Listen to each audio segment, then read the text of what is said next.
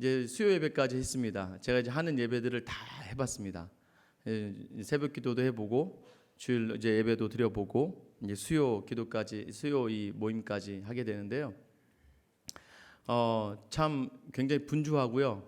말씀 준비하는 것 하나만으로도 사실 좀 벅찬 그런 감은 없지 않아 있는데 또 굉장히 이 분주함 속에서도 하나님이 항상 특별한 은혜를 주시더라고요. 사실 처음에는 이렇게까지 설교를 준비해야 되나 할 정도였습니다. 왜냐하면 새벽기도 나와서 편하게 하고 있는데 갑자기 우리 이재용 집사님이 영상을 찍기 시작하더라고요. 영상을 찍다 보니까 영상을 찍어서 저에게 이제 찍어놓은 그 의미가 무엇일까 생각해 보니까 그럼 봐야 되잖아요. 저만 보는 게 아니라 그렇죠. 새벽에 나오지 못한 성도들도 봐야 되고 또 큐티를 또 우리가 진행하고 있으니까 그러다 보니까 영상을 찍다 보니까 그 영상을 그러면 좀 어차피 볼 거면 그래 같이 보지 뭐 해서 이제 유튜브에 이렇게 하나씩 올려다 보니까 점점 이제 그 다음 날 영상이 또 찍히겠구나 생각을 하니까 자다가도 설교를 더 준비하게 되는 거예요.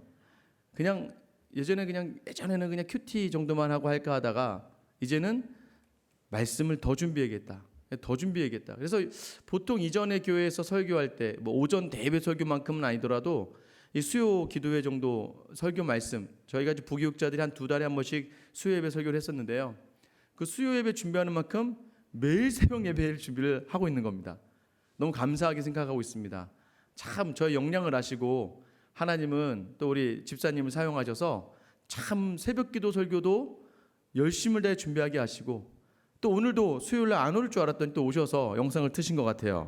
참 그래서 이제 앞으로도 이 수요일날도 말씀을 참 준비를 잘해야겠구나. 참 신기하죠. 하나님이요 이런 상황을 만들어 가신다는 겁니다.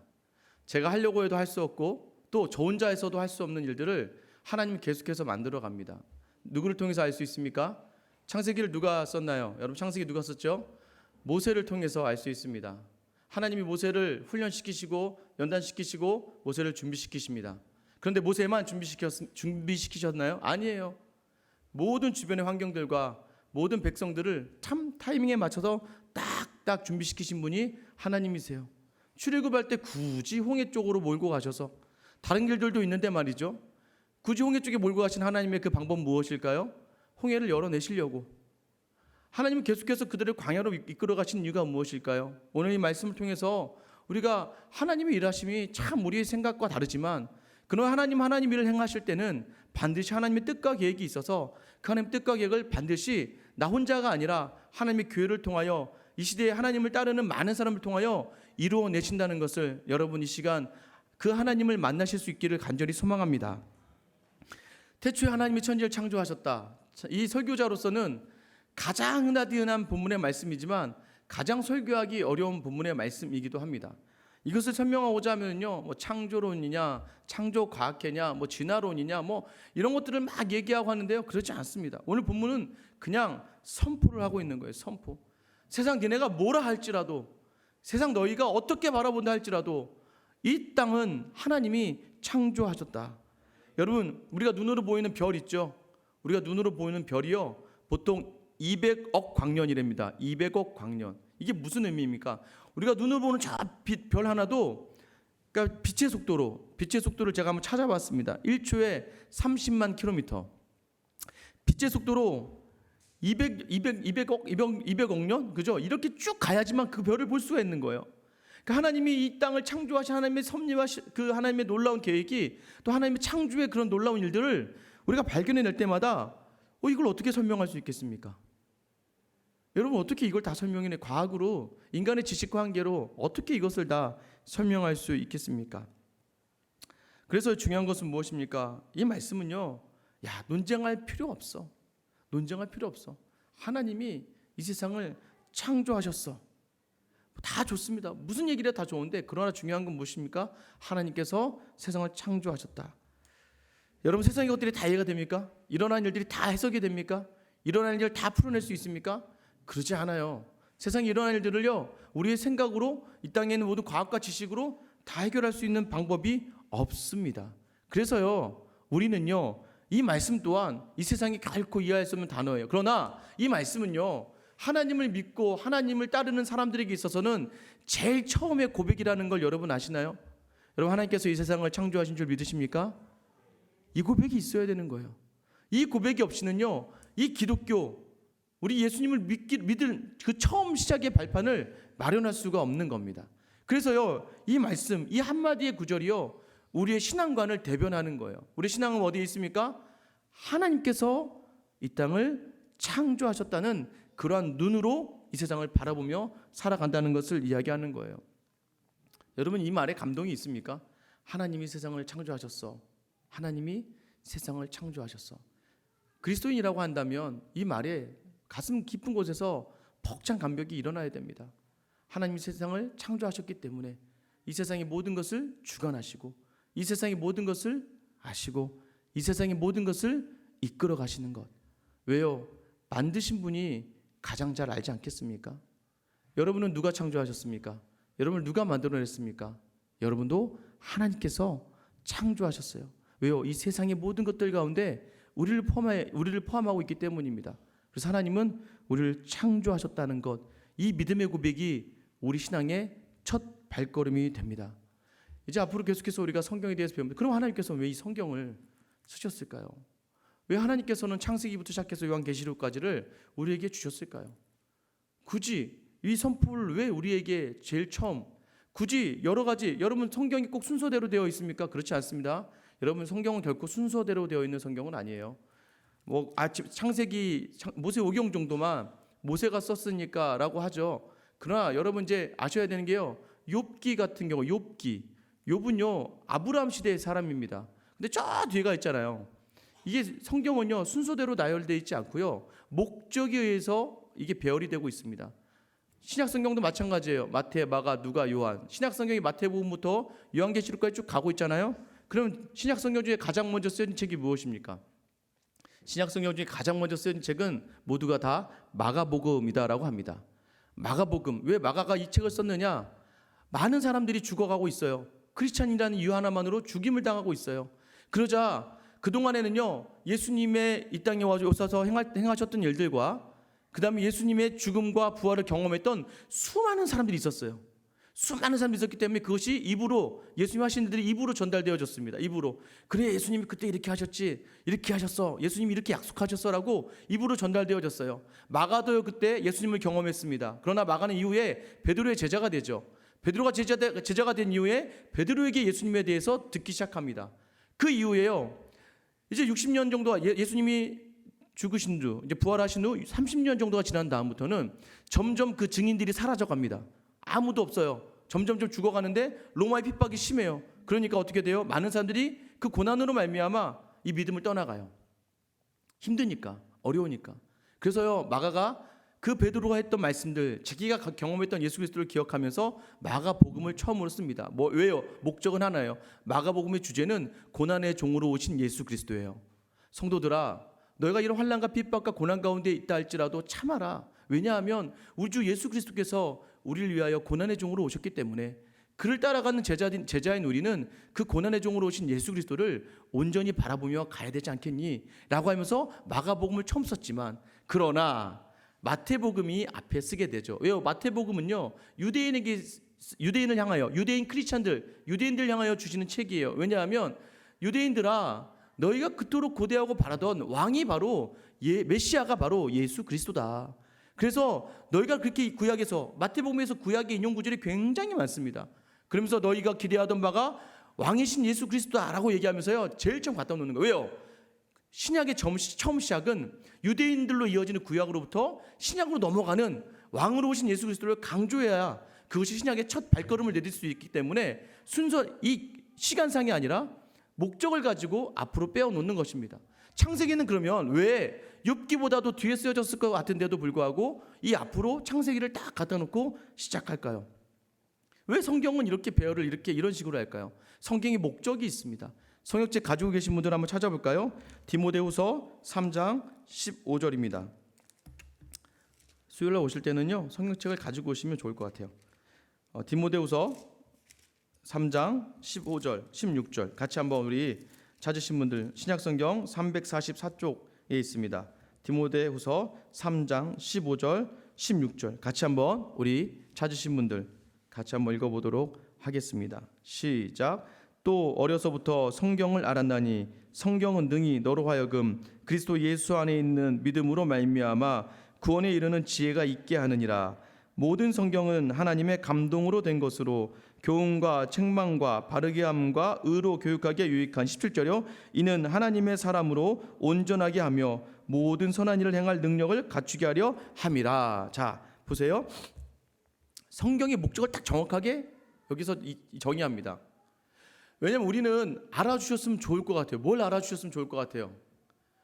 하나님이 알려주셨으면 좋겠어요.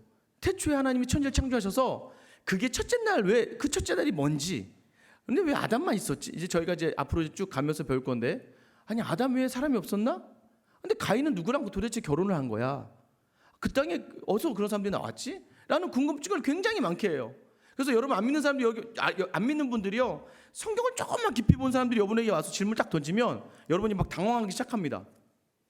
야, 뭐 태초에 하나님이 천지를 창조하셨다면서, 그런데 여기서 무슨 뭐 혼돈하 땅이 있네. 땅이 2절에 보면 땅이 혼돈하고 공허하며, 야 땅은 하나님이 만들었다며. 근데 이거는 지금 천지 창조 전이잖아. 라고 먼저 1절 2절부터 딱 여러분에게 대놓고 물어보면 갑자기 여러분이 머리가 이제 뒤숭숭해지는 겁니다. 아까 제가 말씀드렸던 것처럼 가인은 도대체 도망가서 누구랑 결혼해서 애를 낳았을까요? 이런 것들 막 던지면 막 머리가 막 어지러워져 오는 거죠. 그런 거 성경에서 얘기하고 있지 않는데 맞습니다. 성경은 그런 것을 이야기하고 있지 않아요. 왜냐하면 성경의 목적이 무엇입니까? 예수 안에 있는 믿음으로 말미암아 구원에 이르게 하는 지혜까지예요. 그러니까 너에게 충분한 것이 무엇이냐면 너에게는 믿음으로 말미암아 구원에 이르게 하는 지혜가 이 성경 안에 있다. 그러니까 태초에 하나님이 천지를 창조하셨고 모든 역사, 모든 것들을 하나님 주관하셨고 그러나 인간은 죄를 지었고 그 인간의 죄 가운데 하나님 계속해서 이것을 따라다니셨고 하는 내용들. 그러니까 무슨 말입니까? 너희는 죄인이고 그러나 하나님 우리를 버리지 않으시고 끝까지 우리를 인도하셔서 너희를 선택하여 부르신 분이야. 그래서 구원에 이르는 지혜까지. 첫 번째. 그 다음에 무엇입니까? 그 다음에 16절에 우리가 읽었던 것처럼 이 성경은요 하나님의 감동으로 되었다고 얘기해요.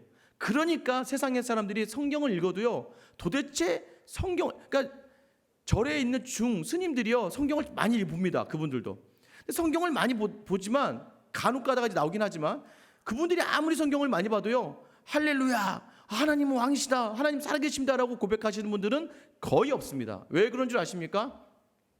하나님의 감동으로 쓰여졌어요. 그 연약한 사람을 통하지만 하나님의 영이 그에게 부어져서 그 감동으로 성경이 쓰여졌고 오늘날 성경을 읽어가는 우리가 아직 사실 성경 읽으시면 잘 아시겠어요? 뭐 잠언서, 막 시편, 막 서신서 막 읽으면 여러분 무슨 말인지 하나도 모르겠죠. 뭐 어려운 말들, 막 굉장히 막 엄청나게 어려운 단어들로 쓰여져 있으니까 무슨 말인지 하나도 몰라요. 근데 여러분들 왜 읽습니까? 왜 읽는 줄 아세요? 우리 안에 하나님의 영이 살아계셔서 그 영이요 성경을 읽어나갈 때마다 그 영이 우리 안에 감동을 주시거든요. 이상하다, 이 말씀을 읽는데 갑자기 마음이 벅차올라지고 갑자기 내 안에 막 눈물이 칼칼칼 쏟아나고 이 예수님의 이야기가 별로, 저도 예전에요 이제 언제쯤이냐면 신대원을 준비하면서 신학대학원을 준비하면서 도서실에 가서 이제 저는 이제 시험을 봐야 되니까 공부를 해야 되잖아요.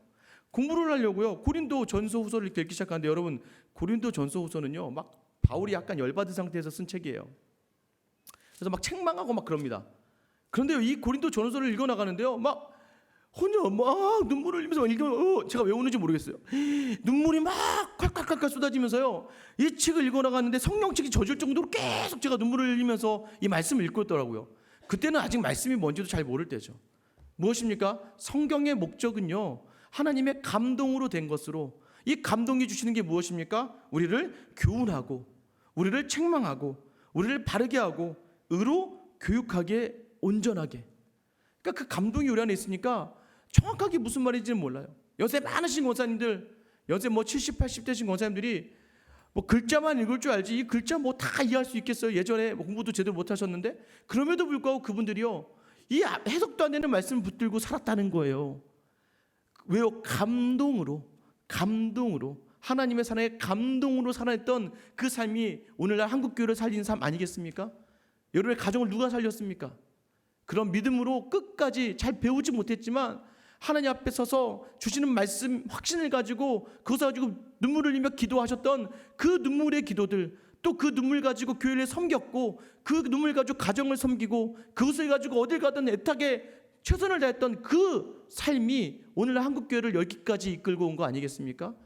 그 감동이 어디서부터 왔습니까? 바로 성경에서부터 온 것이에요. 그리고 이것이 무엇을 바로 향하게 합니까? 하나님의 사람으로 온전하게 해서 선한 일을 행할 능력을 갖추게 한다. 그래서 여러분 창세기를 읽어 나갈 때도요, 이해가 안 되는 것들이 많고 알고 싶은 것들이 너무 많습니다.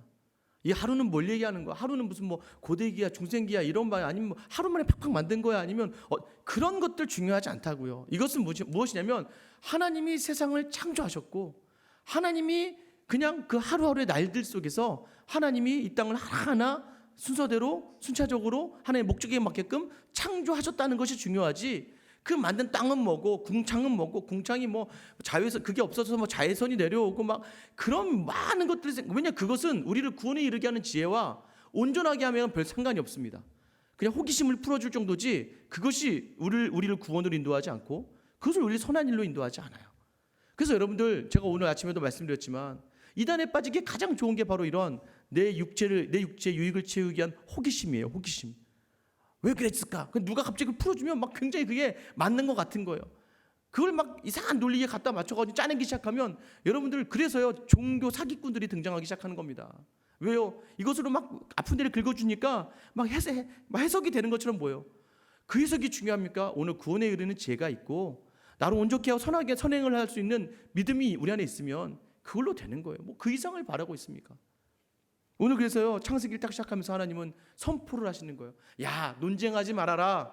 그냥 태초에 하나님이 세상을 천지를 창조하신 이 고백을 하는 사람은 내가 창세전에 너를 선택한 사람이고 그 사람을 통하여 나는 이 하나님의 나라를 이 땅 가운데 이끌어 나갈 거야 라고 선포로 이 신앙을 시작하는 겁니다. 여러분 우리 다시 한번 1절 말씀 큰 소리로 한번 읽어볼까요? 1절입니다. 시작. 태초에 하나님이 천지를 창조하시니라. 여러분 삶 가운데 이 고백이 있기를 축원합니다. 여러분 모세오경 모세가 썼습니다. 창세기부터 시작해요. 이렇게 보시면 돼요. 창세기하고 신명기는 처음과 마지막이라고 보면 됩니다. 창세기로 모세가 열고 신명기 이거 뭐냐면 다시 되새기다라는 뜻이에요. 그러니까 창세기는 인간의 죄로 인하여 하나님이 창조하셨고 타락했던 내용이 나오고요. 족장을 통하여서 하나님의 구속의 역사가 어떻게 이루어져 가는지 나와요. 근데 신명기에서는 이걸 다시 다 하나씩 회상하면서 가나안 땅에 들어가기 전에 세대가 바뀌었잖아요. 60만 명의 세대가 다 바뀌었습니다. 여호수아 갈렙 빼고는 다 죽었으니까 성인이. 새로운 세대가 일어나니까 그 세대에게 모세가 이 출애굽한 이후부터 끌고 왔던 모든 일 속에서 하나님이 하신 일들을 다시 한번 신명기를 통하여 확신시켜주는 작업이에요. 그래서 이 창세기와 신명기는 하나로 연결됩니다. 그러면서 출애굽기와 레위기와 민수기. 출애굽기는요 이제 출애굽하면서 애굽으로부터 나오면서 가나안 땅에 가는 여정, 시내산까지 가는 여정이고요. 산이 있습니다. 시내산이 딱 도착해서 이곳에 한 2년 정도 머무르죠. 이 산에서 뭐가 이제 발생합니까? 하나님의 말씀을 주세요. 십계명을 주시고 아마 이때 모세에게 모세오경을 하나님께서 주신 거예요. 그 다음에 무엇입니까? 모세오경의 말씀들 앞에 있는 말씀들을 주신 거죠. 그 다음에 무엇입니까? 이 마지막 여기 민수기에 이제 출발하는 내용들, 출발하면서 어떻게 가나안으로 갈 것인가에 대해서 다뤄요. 그래서 출애굽기, 레위기, 민수기는 한 통으로 보는 거고요. 창세기와 신명기가 처음과 끝을 가져서 모세오경이라고 하는 틀을 딱 가지고 가는 겁니다. 그 처음의 시작이 바로 창세기예요. 1장부터 11장까지 창조와 타락에 대해서 나옵니다. 1절부터 11장 바벨론 탑 사건까지 하나님이 이 땅을 창조하셨고 그러나 인간은 죄된 마음으로 인간의 죄로 말미암아 타락이 있었다. 그래서 하나님 만드신 온전함을 다 무너뜨려 버렸다는 것이 나오고요. 그래서 문제를 제기합니다. 왜 선한 하나님의 세계 하나님이 창조하셨다면서 왜 이 땅을 살기가 이렇게 힘든 것인가? 하나님이 주관하신다면서 왜 우리는 이 삶 속에서 어렵고 힘든 삶을 살아가고 있는가에 대한 문제가 막 오기 시작하는 것이죠. 그런데요 12장부터 50장을 통하여서요 족장들이 드러나 아브라함과 이삭과 야곱과 또 요셉을 통하여서 족장들을 통하면서 하나님의 구속의 역사를 싹 보여줍니다.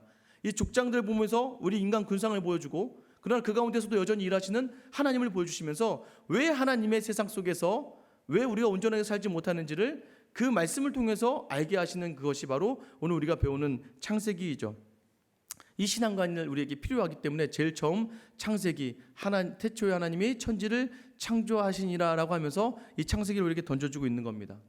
여러분, 사실 창세기가 왜 이 창세기가 중요하냐면요, 그 고대 근동에 처음 시작하던 그 모세가 출애굽하던 시대예요.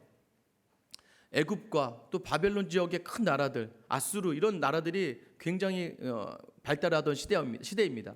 또 도시들, 이집트, 이제 뭐 우리가 배웠지만 애굽에 많은 도시들이 있죠. 이 당시까지 신화를 주관하는 신화가 뭐냐면 이 바벨론 신화가 있습니다. 바벨론 신화라고요, 에누마 엘리시라고, 뭐 어렵습니다. 사실 이걸 자세히 설명해 드릴 수 없고요. 궁금하시면 나중에 서점 같은 데 가셔서 이제 마르둑 신화라고 해서 바벨론 신화라는 내용이 있어요. 무엇이냐면 바벨론 신화 중에 나오는 신들이 있어요. 여러분이 뭐 그리스 로마 신화 이런 게 전부 다 이 바벨론 신화로부터 시작되는 내용들입니다. 뭐 여러 신들이 있었는데 그 중에 뭐 티아맛이라고 하는 신이 있고요. 그다음에 킹쿤이라는 신이 있고, 막 해서 이 신들이요 엄청난 힘을 가지고 있는데 막 싸우기 시작합니다. 막 싸워서 이 티아맛이라고 하는 여자 신이 있는데요. 이 여자 신이 죽어서 배를 갈라서 하늘에 뿌린 게 별이 되고, 그다음에 눈을 뽑아서 해와 달을 만들고, 그래서 이런 세계 속에서 이 세상이 만들어졌다 하면서 이 바벨론 신화가 먼저 등장을 합니다. 바벨론 신화의 특징은 무엇이냐면, 제가 한번 말씀드렸던 것처럼 신들의 전쟁 속에서, 그러니까 그리스 로마 신화도 신들이 전쟁을 하지 않습니까? 신들의 전쟁 속에서 양육강식, 이긴 그 신이 남아 있는, 마지막 승리자인 그 이긴 신이 남아 있는 겁니다. 그래서 그 신이 바로 세상을 주관하는 신이 되는 거예요. 마르둑이 마지막 남게 되는 신이거든요. 무엇이냐면 그 당시에 그 지역에 팽배했던 이 신화가 바로 이 신화였어요. 이 세상이 그 신들의 싸움 속에서 살아남는 신과 죽어버린 신들을 통하여 세상이 창조되었다라고 하는 것이 만연해서 모든 사람들이 무엇입니까? 힘의 논리로 가는 거예요. 힘을 가져야 되는구나. 내가 힘을 가지지 않으면 안 되는구나. 힘을 가지기 위한 또 하나의 수단이 뭐예요? 돈을 가져야 되는구나. 내가 성을 가져야 되는구나. 그래서 자꾸 도시를 만들고 성을 쌓습니다. 그래서 뭔가 강력한 힘을 가지고 그 땅을 이겨나가는, 그래서 고대 근동의 싸움은요 신과 신의 싸움이죠. 그래서요 계속해서 블레셋 사람들이 어떻게 해요? 저 유대인 그 이스라엘의 여호와의 신은 무서워. 그러니까 싸움에서 이기면 사람이 이긴 것이 아니라 그 신이 이기는 그런 개념을 가지고 있었어요. 그런데요 여기에 대해서 하나님께서 모세를 통해 주시는 것이 무엇입니까? 그 세상이 그 신들의 싸움 속에서 힘의 논리에서 이 땅이 만들어진 것이 아니다. 너희는 그 물질적인 경쟁사의 그런 시선을 가지고 이 땅을 살아가야 될 사람들이 아니라, 하나님을 믿는 하나님이 선택한 백성들은 이 하나님의 창조신앙, 그건 그렇게 이 세상이 그렇게 만들어진 것이 아니라 하나님의 놀라운 천지를 창조하신 능력으로 이 땅이 시작되었다. 그래서 이스라엘 백성으로 하여금 모세를 통하여서, 얘들아 그들도 애굽에서 본 게 다 싸움의 신이거든. 태양신 라부터 시작해서 모든 신이 다 힘의 논리거든요. 그래서 이 백성들에게 얘기하는 거야. 그렇지 않다. 이 땅의 모든 주관은 하나님으로부터, 천지를 말씀으로 창조하신 하나님으로부터 주어지는 이 세계라는 것. 그래서 그 세계관을 그 백성들에게 심어주는 거예요. 그래서요 그들을 하나님께서 어떻게 하십니까? 여러분 보세요. 힘을 가져야 되고 성을 가져야 되고 군대를 가져야 되고 무기를 가져야 되는 그들을요 하나님께서 과감하게 어디에다 던져버리십니까? 광야에 던져버리죠. 아니다. 너네가 생각하고 있는 것처럼 사람이 사는 이유는 힘이 아니고, 사람이 즐거울 수 있는 이유는 여유 있는 성이 아니다. 그래서 그 백성들에게 40년 동안을 모세를 통하여 훈련시키게 하시는 거예요. 여러분 우리 인생이 그렇잖아요. 하나님 믿으면 다 잘 될 것 같은데, 하나님 믿으면 복 받는다 그랬잖아요. 근데 어떤 복이 여러분에게 있었습니까? 지금 복이 충만하십니까? 그 복이 무엇이었는데요? 물질로 해석되어지는 복이라고 한다면 여러분 이 자리가 잘못된 자리일 수도 있어요. 하나님이 주시는 복은 그런 복이 아니었거든요. 하나님 주시는 복은 특별한 복이었는데, 그것이 무엇입니까? 그것을 깨기 위하여 이스라엘 백성들에게 태초에 하나님의 천지를 창조하셨다라는 이 신앙관을 심어주기 위하여 그들을 광야로 몰아내시는 거예요. 광야에서 어떤 일이 일어납니까? 그들을 먹이시는 분이 하나님이시요, 만나를 주시고 메추라기를 주시고 물을 내어주시는 분이 하나님이심을 알게 하시는 거예요. 경쟁사회 속에 살아가는 우리에게도 동일하게 말씀해 주시는 거예요. 얘야, 네가 가진 지식으로 이 땅을 살아내는 게 아니야. 네가 가진 돈으로 이 땅을 이겨내는 게 아니야. 네가 가진 지식으로 이 땅을 살아가는 것이 아니야. 이 땅을 살아가는 이유는 물을 내고 만나를 내리고 불과 구름 기둥으로 너를 인도하신 그 하나님, 창조주 하나님을 믿는 그 삶으로 살아가는 것이야라고 우리에게 일깨워 주기 위하여 이스라엘 백성과 같은 광야의 길로 우리를 인도하시는 하나님이세요. 여러분, 이것이 바로 하나님이 이 태초에 하나님이 천지를 창조하시니라 이 말씀을 주시는, 이스라엘 백성이 주시는 이유입니다. 모세가 어땠습니까? 그래서 하나님께서 모세를 준비시키세요. 모세를 준비시키십니다. 40년을 왕자로 준비시키세요. 그러니까 이집트의 글과 이집트의 숫자를 배우고 이집트의 건축을 배우니까 모세만이 회막을 만들 수 있어요. 자, 몇 센치, 몇 규빗이야. 모세의 머릿속엔 이해가 다 되죠. 배웠으니까. 40년을 왕자로 자랐기 때문에 하나님이 그 모세를 그 이집트, 그 세상 속에서 준비시키시는 거예요. 그래서 하나님이요, 우리도 마찬가지입니다. 우리도 이 땅 가운데 하나님 준비시키는 은사들이 있어요. 갖가지 은사들이 있습니다.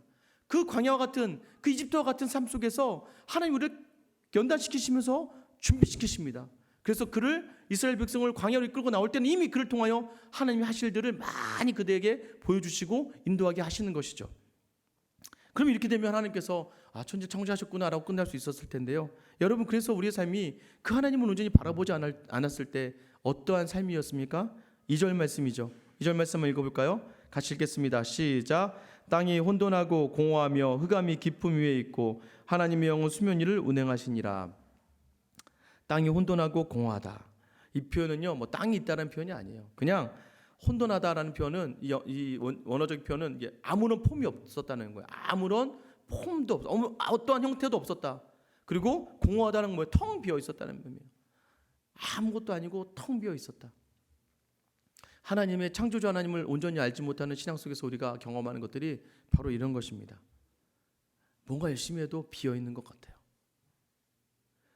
술을 마셔도 만족할 것 같은데 만족하지 않아요. 세상의 것들을 다 가지고 있으면 그것으로 충만할 것 같은데 충만하지 않아요. 더 세상은 우리에게 그래서 갈증을 줘요. 여러분, 돈 가져보셨죠? 처음이 어떻습니까? 여러분 한번 얘기해 볼까요? 100만 원만 있었으면 좋겠다 한 적 있으시죠? 100만 원 있으니까 200만 원 있었으면 좋겠다 하시죠? 200만 원 있으면 어떻습니까? 500만 원 있고 싶고, 500만 원 있으면 1000만 원 있고 싶지 않습니까? 1000만 원 있으면 또 벌써 멈추시나요? 안 그래요. 끊임없이 더 요구합니다. 끊임없이 더 가지려고 하죠. 그게 무엇입니까? 목마름이 계속해서 일어나는 거예요. 우물가에 찾아온 여인이요, 예수님을 만나서 그렇게 이야기합니다. 예수님이 바라보면서, 야, 너 남자가 벌써 5이나 있네. 왜 우물가에 찾아왔을까요? 목마르니까. 그래서 예수님이 그에게 얘기하죠. 내가 마르지 않는 샘이다. 여러분, 이 땅의 것들이요, 우리를 계속해서 혼돈하고 공허하게 해요. 주여 보십시오. 주려고 하는 것들에 의해서 무너지고 말지 않습니까? 자식을 향해서요, 자식을 막 바라보면서 살아보세요. 그럼 그 자식으로 말미암아 삶이 공허해지고 혼돈해집니다. 또 무엇입니까? 흑암이 깊음 위에 있다라고 얘기해요. 세상의 것들이요, 세상의 것들 속에 가득 찬 우리, 그러니까 세상에 메어버리고 세상에 넘어져 버린 우리의 모습을 보게 되는 겁니다. 어느 날 문득 돌아보니까 어때요? 내가 이렇게 세상 속에 들어와 있었나? 헤어날 수가 없는 거예요. 그때 무엇입니까? 깜깜하니까 어느 곳에서도 무엇을 할 수가 없는 거예요. 나는 굉장히 막 허우덩치고 발버둥치는데 그 깜깜함이 나를 다 덮어버리고 마니까 아무것도 할 수 없는 좌절을 경험하게 됩니다. 여러분, 근데 너무 놀라워요. 이게 하나님을 바라보지 않는, 하나님을 온전히 알지 않는, 하나님을 온전히 자기의 창조주로 인정하지 않는 삶에 경험하는 그런 아픔입니다. 그런데요, 그 다음 말씀이죠. 하나님의 영은 수면 위를 운행하시니라. 이게 우리에게 위로가 되는 말씀이 되는 거예요. 무엇입니까? 그런 삶 속에 살고 있었던 우리가, 아무것도 아닌 것 같던 우리를 하나님은 그래도 여전히 이 땅이 처음에 아무것도 없고 비어있고 흑암 가득한 혼돈 속에 있었음에도 불구하고 하나님의 영은 운행하셨다고 얘기해요. 무슨 말이냐면 하나님의 영은 주위를 계속 돌면서 그 공허함과 혼돈과 그 흑암 위를 계속해서 돌아보셨다는, 이게 무엇이냐면요, 더 나아가서 어떤 표현이냐면 부모가 자식을 바라보듯이 계속해서 그 혼돈과 흑암과 그 공허함 속에서 하나님은 돌아보시고 품으시기 위하여 노력하시고 있으시다는 것을 알게 하시는 거예요. 그럼 이 말씀에서 보는 오늘 우리에게 무엇을 무엇을 깨닫게 하십니까? 이것은요, 바로 이 땅 가운데 창조주 하나님을 모르고 살아갔던 우리가, 하나님을 주로 시인하며 살지 못했던 우리에게, 근데 우리는 하나님을 떠나 살아서 공허와 혼돈과 흑암 가운데 사랑을 좀 살았지만, 그럼에도 불구하고 하나님께서는 늘 우리 주변에서 우리를 바라보고 계셨고, 늘 우리를 기다려주고 계셨고, 늘 우리와 함께 하시기를 원하시는 삶을 살고 있었다는 겁니다. 이사야서 46장 3절 4절 말씀인데요, 제가 읽어드릴게요. 이사야서 46장 3절 4절 말씀. 야곱의 집이여, 이스라엘의 집에 남은 모든 자여, 내게 들을지어다. 배에서 태어남으로부터 내게 안겼고 태에서 남으로부터 내게 업힌 너희여, 너희가 노년에 이르기까지 내가 그리하겠고 백발이 되기까지 내가 너희를 품을 것이라. 내가 지었은즉 내가 업을 것이요 내가 품고 구하여 내리라. 아멘. 하나님이요, 우리를 지었기 때문에 우리를 업고 우리를 품고 우리를 구하여 낸다는 것이 바로 하나님의 영은 수면 위를 운행하시니라. 여전히 우리를 운행하시며 지으셨기 때문에 품고 업고 구하여 내시는 분이 바로 하나님이라는 겁니다. 하나님이 반드시 우리를 구하여 내시고 품어주시는 줄 믿으시기 바랍니다. 처음에 제가 이제 몇 분에게는 말씀드렸지만, 처음에 이 생수강교회를 오게 되는 계기는요, 사실 작년 말쯤에 저희 아내랑 저는 이미 결단을 했습니다. 아내에게 물어봤어요. 우리가 개척을 할 수 있을까? 아내가 대답했습니다. 우리 지금 돈이 하나도 없잖아. 집도 없고 교회도 세울 수 없는데 뭐라도 하나 있어야 되지 않나? 생각해보니까 딱 그때 저희 자산을 딱 평가했더니 정확하게 넷째를 낳는 바람에 어쩔 수 없이 차를 6인승 이상으로 사야 돼서 카니발을 구입했던 마이너스 3천만 원입니다. 그 차값만 마이너스로 딱 저희 자산인 거예요. 딱 정확히 해보니까 답이 나오지 않는 거예요. 그래서 아내한테 이렇게 얘기했습니다. 그러면 이건 안 되겠구나. 우리는 개척은 안 되겠네. 뭐 더 이상 할 수 있는 게 아무것도 없으니까. 그러면 빨리, 제가 이제 박사 과정 중에 있었는데 빨리 박사를 마치고 청빙으로 가야 되지 않을까라고 얘기했어요. 아내도 아무리 생각해도 답이 나오지 않고 어떻게 할 수가 없으니까 그럼 그렇게 하자고 얘기했어요. 그래서요, 둘이 이제 청빙을 준비하기로 하고 박사 과정을 제가 정말 빨리 끝냈습니다. 정말 죽을 힘을 다해서 논문을 쓰고요, 죽을 힘을 다해서 공부해서요, 정말 다른 분들보다 더 빨리 박사 과정을 마쳤습니다. 마치고 나서요, 딱 마치고 졸업을 하는데요, 참 이제는 준비해야겠다 생각하고 이제 어떤 교회를 할까, 제가 이전까지 정리했던 것들을 다시 또 정리하기 시작했습니다. 그래서 이제 올해 연말부터는 이제 교회가 좋은 교회가 나오면 청빙을 받고 가야겠다라고 생각하고 있었어요. 저희 담임 목사님도 저에게, 이전 교회 담임 목사님도 저에게, 그래도 한 2021년 정도부터는, 왜냐면 담임 목사님께서 2022년에 은퇴시거든요. 그러니까 내가 은퇴하기 한 1년 전부터는 너도 이제 청빙 준비해라라고 이제 말씀하셨기 때문에 그렇게 준비하려던 찰나였습니다. 9월 말쯤이었을 거예요. 9월 말쯤에요, 기독신문을 이렇게 보고 있다가 뭐가 하나 떴습니다. 생수강교회가 떴죠. 개척교회더라고요. 보니까 개척교회 심정으로 품으실 분 이게 원래 그런 게 이제 눈에 안 들어올 때죠. 예전에는 근데 지금은 이제 마음 접었으니까 딱 넘기다 보니까 마지막 구절, 마지막 한 그 문장이 있는 거예요. 그게 뭐였냐면, 저는 이 문장 때문에 한 달 동안 괴로워서 이 문장을 읽을 수가 없습니다. 교회는 하나님의 것이므로 일체의 금전적인 거래를 하지 않습니다. 그게 그 마지막 문구에 쓰여져 있던 문구였어요.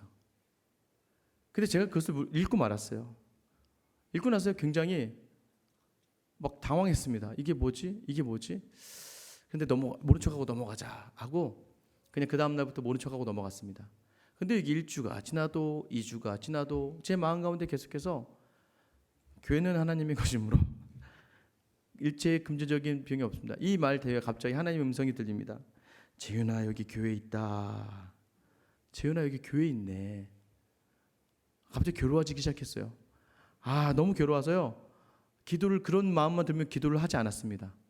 하나님 왜 그러세요? 마음 다 잡고 있는데. 재윤아, 여기 교회 있다 하면서 계속 음성을 주시는데요, 3주차예요. 너무나 마음이 괴로워서 안 되겠다. 이거 빨리 끝내야겠다. 어떻게 끝낼 수 있느냐? 감사하게 저희 아내는 제가 신학할 때도 굉장히 힘들어했습니다. 평범한 중상층 가정에 또 아이도 이제 얼마 있으면 태어나는데 그렇게 해서 그냥 평범하게 예수 잘 믿고 따뜻한 그냥 중상층 기독교 가정을 이루었으면 좋겠다 했던 아내가요 있었어요. 그래서 아내는 또 개척 얘기만 나오면 그렇게 좋아하진 않았거든요. 그래서 아내에게 문득 그냥 툭 던졌습니다. 이제 아내에게 확답만 받으면 이제 맘 정리하는 거니까. 여보, 하남에 교회가 났는데 개척하실 마음으로 성길분을 모집하나 봐 하고 던졌어요. 개척? 그러는 거예요. 근데 제가 그 말을 하지 말았어야 했는데 근데 뭐 일체 금전적인 거래는 없대네 하고 딱 했는데 여기 힘들겠지? 그게 3주차였어요. 왠지 제 마음을 정리하고 싶었으니까. 아내와 저는 한 몸이기 때문에 아내가 아니면 아닌 거죠. 전 당연히 저희 아내가 아니라고 할 줄 알았어요. 정말 됐어 하지 마. 저희 아이가 넷인데요. 그래서 하지 마 할 줄 알았는데 갑자기 저희 아내가 해 내봐 이러는 거예요. 저는 깜짝 또 놀랐습니다. 야 정신이 하도 없구나 지금 아내랑 저랑. 그래서 어렵사리 이제 이렇게 마음 정리하고 다음날 기도하다가 A 내자에서 솔직한 표현으로는요 이겁니다. 그래서 그리고 또 제가 인터넷에서 제가 말씀드렸죠. 지금 제가 다 바꿔놨지만 다음에 들어가서 하남 생수회관교회를 치면 상일동에 있는 순복음교회가 뜹니다. 인터넷으로 봤더니 정말 허름했습니다. 그걸 보는데 마음이 더 무너지는 거예요. 나 정말 죽겠다면서 여기를 제 속으로는 그래 이런 교회니까 그렇지. 그래서 이제 마음이 일단 근데 또 마음도 어렵잖아요. 아내는 내라고 했고 그래서 이력서를 냈습니다. 내고 나서요 집에 와서 누워있는 아이들 보니까 마음이 너무 아픈 거예요. 아이고 이것들 아빠 설교 듣게 생겼구나. 이제 니네도 어떡하냐라고 하면서 저랑 아내는 상관이 없는데 이 아이들 이거 어떡하지? 이 좋은 교회에서 좋은 교육 환경에 있다가 이거 어떡하나 하는 마음이 너무나 있었어요. 그러고 나서 면접을 보러 딱 갔는데요. 이제 우리 세한양께 김한용 목사님 부부 이제 사모님이랑 같이 봤는데 저는 마음이 좀 상해서 가서 좀만 뒤틀리면 이거 뒤집는 거다. 고만하는 거다. 이제 아내랑은 다 얘기하고 갔었거든요. 근데 그러는데 갑자기 이제 교회 보셨어요? 봤죠 제가. 근데 너무 딴 데 봤으니까 예 교회 어떠냐고. 교회가 다 하나님의 교회죠. 근데 목사님이 반응이 제가 좀 되게 좀 시큰둥하셔서 그런지 모르겠지만 아니면 이제 본인이 이 교회를 아니면 제가 이제 좀 마음에 드셨는지 뭐 그런지 모르겠지만 갑자기 휴대폰에 CCTV를 내서 보여주기 교회가 우리 교회 이런 교회인데 근데 그때부터 제가 봤던 교회랑 너무 다른 거예요. 내가 봤던 교회가 아닌데. 근데 그다음부터 제가 좀 마음이 달라지기 시작했습니다. 교회 괜찮은데? 근데 조건이 있었죠. 뭐냐면 우리 교회 올 때 이 교회에서 저에 대한 도움을 주지 못하니까 사례를 챙겨주지 못하니까 이제 누군가가 좀 도와줬으면 좋겠다. 처음에 이제 누군가가 도와줬으면 좋겠다였어요. 그래서 좀 고민이 됐습니다. 누가 우리를 도와줄까? 그런데 저도 모르게 제일 먼저 연락을 하게 되는 게 누구였을까요? 저희 어머니였죠. 저희 어머니도 여유가 있고 그러진 않으세요. 근데 어머니한테 이렇게 어머니 이렇게 했는데 3년 정도 이렇게 좀 후원을 받고 왔으면 좋겠다고 하네요. 이런 말씀을 드렸는데요. 저희 어머니는 단 한 번의 망설임도 없었습니다. 한 7년 전에 제가 개척하려고 할 땐 저희 어머니 굉장히 반대하셨거든요. 그런데 갑자기 7년이 지난 이제 와서 이 개척을 한다고 개척교회로 갈 수도 있다고 말씀드리고 어머니의 도움을 좀 받을 수도 있다고 말씀드렸었는데 되게 어렵게 말씀드렸는데 저희 어머니 선뜻 내가 어떻게든 할 테니까 가라. 근데 굉장히 죄송했어요. 죄송한 마음. 왜냐하면 장충교회도 참 좋은 교회이긴 하지만 여태까지 이런 누군가를 이렇게 후원해서 나왔던 사례가 한 번도 없습니다. 저는 장충교회에서는 개척하려는 마음을 가지진 않았었어요.